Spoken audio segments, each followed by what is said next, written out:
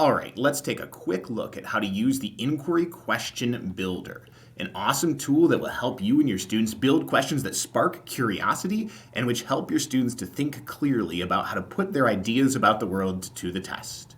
So your student's job is to list a set of independent and dependent variables about a topic or phenomenon that you're investigating. In this case, it's about paper airplane flight. So the independent variables are the things that you could change about those paper airplanes.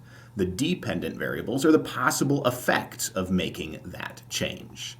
This gets your students to think flexibly about all the different independent and dependent variables that you might choose to be curious about. Then, once you've got your list created, all you have to do is click Go or type Go into cell P4, and it will randomly select one from each column in order to create an inquiry-oriented question that you and your students could investigate.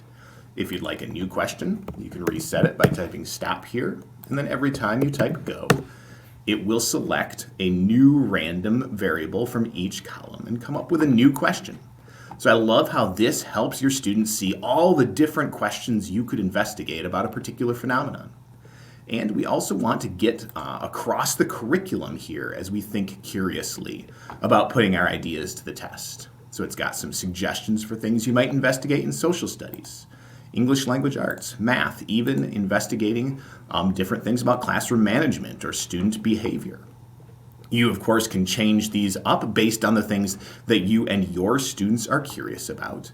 And you can use the tool to generate a question that you can investigate, that you can put to the test to see if your suspicions are correct or if you can learn something new. Enjoy!